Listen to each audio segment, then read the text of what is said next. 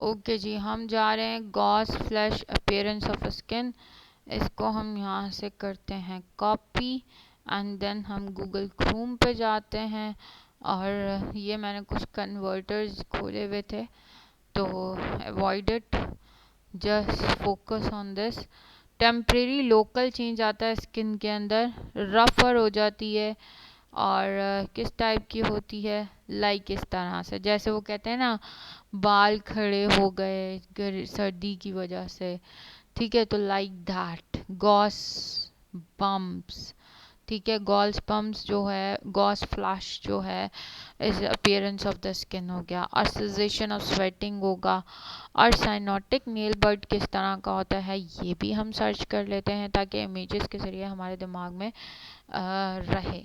ठीक है, तो जो साइनोटिक नेल बर्ड होता है, वो मैंने जो बात बताई थी आप लोगों को, लाइक इस तरह से। ठीक है, जैसे सर्दी में या बर्फ़बारी में कोई फंस जाए तो उसके नाखून लाइक इस तरह हो जाते हैं।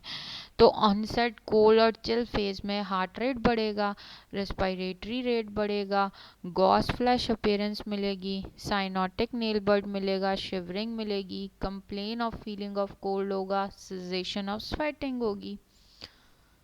ठीक है, कोर्स प्लेटू फेस। ठीक है, प्लेट्यू फेस जो है एक आपके पास, ठीक है, जिसमें भाई जाहिर सी बात है ये सब हुआ, ऑनसेट हुआ, फिर एक प्लेटू फेस आता है। हम ग्राफ अभी पढ़ेंगे तो उसमें हमें समझ में आ जाएगा। ठीक है, एब्सेंस ऑफ चिल्स। ठीक है, चिल की एब्सेंस होगी, वहाँ पर आपको ठंडक फील नहीं हो रही होगी, प्लेटू फेस में ये होगा। पहला पॉइंट ज़रूर याद रखो, स्किन दैट फील वार्म, जो स्किन है वो ऐसे फील हो रही होगी वार्म। फोटो सेंसिटिविटी होगी। ठीक है, इंक्रीज पल्स और रेस्पिरेटरी रेट, वहाँ पे हार्ट रेट और रेस्पिरेटरी रेट बढ़ रहा था, यहाँ पे पल्स और रेस्पिरेटरी रेट बढ़ रहा है, यहाँ पे प्यास बढ़ी। Increase thrust. ठीक है, ड्राउजीनेस, ड्राउजी फील करेगा, रेस्टलेसनेस होगी, डेलीरियम और कन्वर्जन्स। ठीक है, डेलीरियम क्या होता है, डेलीरियम आपके पास होता है कि आपकी जो स्टेट ऑफ कॉन्शियसनेस है ना वो अल्टर हो रही है, और कन्वर्जन्स मिलेंगे। Loss of appetite, myalgia, weakness, aching and muscle. देखो बच्चा, अब इस स्लाइड को मैं एक दफ़ा पूरा पढ़ लूँ, फिर मैं आप लोगों को बताऊँ कि इसको याद कैसे करना है। Difference, fever, appearance and flush face क्या होता है, स्किन दैट अपेयर फ्लश्ड और फील होगी warm, sweating, decrease shivering and possible dehydration होगी। देखो ये पूरी एक कहानी बताई गई है कि सबसे पहले एक बंदा है, उसको फीवर होने हो रहा है, ऑनसेट है, और वो कोल्ड और वो सर्दी फील कर रहा है। जब वो सर्दी फील कर रहा है तब वहाँ पर हार्ट रेट बढ़ेगा, रेस्पिरेटरी रेट बढ़ेगा, वो शिवरिंग फील करेगा, और दूसरी बात ये है कि वो कंप्लेन करेगा कि उसको फीलिंग ऑफ कोल्ड हो रहा है। तीसरी बात ये है कि ज़्यादा देर तक रहेगा, बर्फ़बारी में जैसे रह रहा है, तो वो फिर कहेगा कि cyanosis of the nail bed हो गया है। ठीक है, साइनोस हो गई है, साइनोटिक नील बर्ड हो गए, गॉस फ्लैश हो गए हैं। ठीक है, अब वो यहाँ पर जब ये साइन एंड सिम्टम्स याद करो तब वो इमेजेस लाइन में लेकर आओ। फिर आप ये एक चीज़ ये याद रखो कि ऑनसेट हुआ फीवर, अब उसका एक प्लेटू फेस आया फीवर का, जिसके एक कोर्स के अंदर क्या होगा, सबसे पहले आपके पास कि वहाँ पर अब सर्दी उसको फील नहीं हो रही, मतलब अब फीवर जो है थोड़ा उतरने की तरफ आ रहा है, ख़त्म होने की तरफ आ रहा है, तो अब उसे सर्दी नहीं लग रही, लेकिन उसकी स्किन जो है वो गर्म फील हो रही है। पहले उसे सर्दी लगी, अब उसे सर्दी नहीं लग रही, अब फीवर हो गया, अब जो है ना, अब उसकी वार्म फील हो रहा है। ठीक है, फोटो सेंसिटिविटी हो रही है, तस्वीरों को देखने में प्रॉब्लम्स।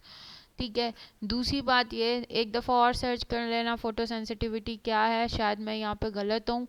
दूसरी बात ये है कि पहले जब उसे फीवर होने वाला था या ऑनसेट था तो कोल्ड, और जब वो हो रहा था तो हार्ट रेट और रेस्पिरेटरी रेट बढ़ रहा था, लेकिन यहाँ पर अब उसका पल्स और रेस्पिरेटरी रेट बढ़ रहा है। ये डिफरेंस है उसके ऑनसेट ऑफ फीवर के, कोल्ड के क्लिनिकल मैनिफेस्टेशन से अलग। ठीक है, एक ये है कि थ्रस्टी फील कर रहा है, डिलीरियम होना, मतलब loss of consciousness, alter level of consciousness होना, और दूसरा डिजीनेस होना और ड्राउजीनेस होना, सॉरी ड्राउजीनेस होना, रेस्टलेसनेस, डिलीरियम एंड कन्वर्जन, ये पॉइंट भी हमें किसी और चीज़ में नहीं मिला। ठीक है, एक तो ये, एक ये पल्स और respiratory rate increase the thrust. ठीक है, लॉस ऑफ एपेटाइट, उसे भूख नहीं लगेगी, वो वीकनेस, एक बोलेगा मेरे मसल्स में पेन है, माइलेज फील कर रहा है। अब क्या हुआ, डिफर्वेंस हुई, फीवर, अबैटमेंट हुई, फ्लश फेस आ गया। जब फ्लश फेज आएगा ना तो वहाँ पे स्किन अपीयर होगी, फ्लश फील होगी, वार्म फील होगी और स्वेटिंग उसको होगी, और वहाँ पर शिवरिंग अब उसकी कम हो गई है और हो सकता है कि वो डिहाइड्रेशन पे जाए। तो अगर मैं एमसीक्यूज बनाऊं कि during this which phase shivering will be decrease and patient are going into the dehydration और they appear a flush, feel warm और स्वेटिंग, अगर ये सब मैं केस सिनेरियो में दूं और बोलूं कि कौन सी क्लिनिकल मैनिफेस्टेशन की स्टेज है, स्टेज बताओ, तो फिर आप बता सकोगे। इस तरह से इधर से एमसीक्यूज बन सकता है। अब आगे चलते हैं हम, ये वो ग्राफ है वार्म, कूलिंग, प्लेटू फेस, ये ग्राफ हम बाद में समझेंगे। ठीक है, तो आगे चलते हैं अब। सही है, अब हम चलते हैं site for checking the temperature. Temperature को देखो, साइट चेक करने की बहुत सारी होती हैं, ओरल होती है, रेक्टल होती है, एक्सिलरी होती है, टेम्पेनिक मेम्ब्रेन होती है, ठीक है, टेम्पोरल आर्टरी होती है। ये सारी साइट्स हैं टेम्परेचर को चेक करने की। ठीक है, अच्छा, जो टेम्परेचर को चेक करने की ये वाली सारी साइट्स हैं। ठीक है, अब आगे चलो, अब आ गया पल्स, तो हम इसको नेक्स्ट पार्ट में कवर करें पल्स को, क्योंकि अभी यहाँ पर बचा टेम्परेचर की साइड्स जो हैं और उससे रिलेटेड जो एक मुझे लगता है कि वो टेबल आपको पता होना चाहिए, वो मैं इधर पेश कर दूँगी, और फिर बाकी आप बुक से और पढ़ सकते हो इसके बारे में। देन उसके बाद पल्स आता है, तो पल्स इंशाल्लाह ताला हम दोबारा कल कंटिन्यू करेंगे। ओके, अल्लाह हाफ़िज़। और प्लीज़ जो भी इस लेक्चर में अगर कोई मिस्टेक पता लग रही है या ऐसा लग रहा है कि हमने कुछ गलत पढ़ लिया है, तो प्लीज़ मेरी भी करेक्शन कर देना। कुछ मैं आपसे सीखूंगी, कुछ आप मुझसे सीखोगे। ठीक है, और प्लीज़ अगर ये लेक्चर अच्छा लगा है तो इसको लाइक शेयर ज़रूर कर देना और अपने कुलीग से भी शेयर करना। इंशाल्लाह ताला हम अब नेक्स्ट लेक्चर मिलेंगे जिसमें हम वाइटल साइन ही कंटिन्यू करेंगे, लेकिन हम उसके अंदर पल्स के बारे में पढ़ेंगे। ठीक है।